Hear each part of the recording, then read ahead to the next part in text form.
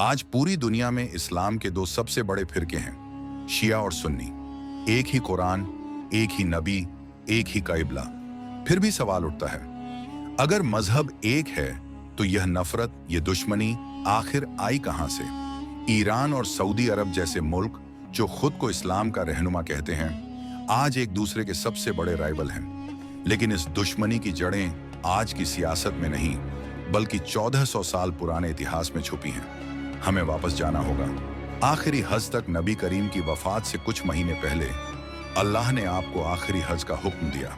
हज अदा करने के बाद वापसी के सफर में नबी एक जगह रुके, गदीर ए खुम। ये वह मुकाम था जहां से मुसाफिर अलग अलग रास्तों में बंटने वाले थे। यहीं नबी ने हजारों सहाबा के सामने एक अहम खुतबा दिया। आपने फरमाया, मैं तुम्हारे बीच दो भारी चीजें छोड़कर जा रहा हूं, एक अल्लाह की किताब कुरान और दूसरी मेरी अहले बैत, इनसे कभी जुदा मत होना।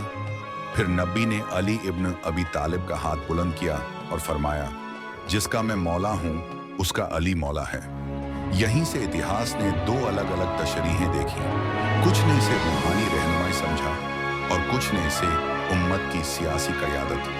नबी की आखिरी घड़ियां और सबसे बड़ा सवाल, जब नबी की तबीयत बहुत नासाज हुई तो आपने सहाबा से फरमाया, मेरे लिए कागज और कलम लाओ ताकि मैं कुछ लिख दूं जिसके बाद तुम कभी गुमराह ना हो। लेकिन उसी कमरे में बहस छिड़ गई। कुछ सहाबा ने कहा, नबी को आराम करने दीजिए, हमारे पास कुरान मौजूद है।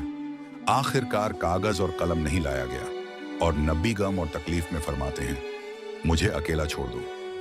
यही वह लम्हा है जिसे इतिहास में कलम कागज का वाकया कहा जाता है। और यहीं से इख्तिलाफ और गहरा हो गया। नबी की वफात और सकीफा का फैसला। नबी की वफात के बाद पूरा मदीना सदमे में था।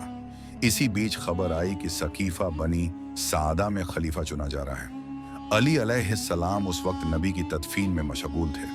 उधर जल्दबाजी में अबू बकर को खलीफा चुन लिया गया।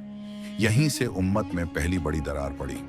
कुछ सहाबा ने तुरंत बैत की, कुछ ने सवाल उठाए और कुछ खामोश रहे। फातिमा ज़हरा और फदक का मामला। नबी की बेटी फातिमा ज़हरा अपने वालिद की विरासत फदकन मांगती है, लेकिन खलीफा की तरफ से जवाब आता है, नबी कोई विरासत नहीं छोड़ते। यह बात फातिमा ज़हरा को तोड़ देती है।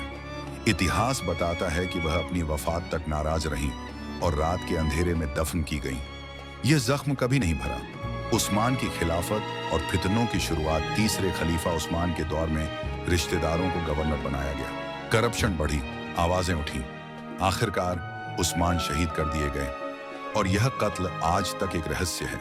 अली की खिलाफत और उम्मत की जंग। अली अलैहिस्सलाम खलीफा बने, लेकिन अब बहुत देर हो चुकी थी। जंगे जमल, जंगे सिफ़ीन, खवारिज का फितना और आखिरकार अली अलैहिस्सलाम की शहादत। करबला, जहां उम्मत टूट गई। अली के बाद हसन और फिर हुसैन। करबला में जो हुआ वह सिर्फ एक जंग नहीं थी, वह इस्लाम की रूह का इम्तिहान था। यहीं से मुसलमान दो साफ रास्तों में बढ़ गए, जो अहले बैत की क़यादत को मानते हैं, शिया, और जो चार खलीफाओं को हक मानते हैं। सुन्नी आज का सच, आज की दुश्मनी, आज की सियासत, आज के जंग, सब उसी टूटे हुए इतिहास की परछाई हैं।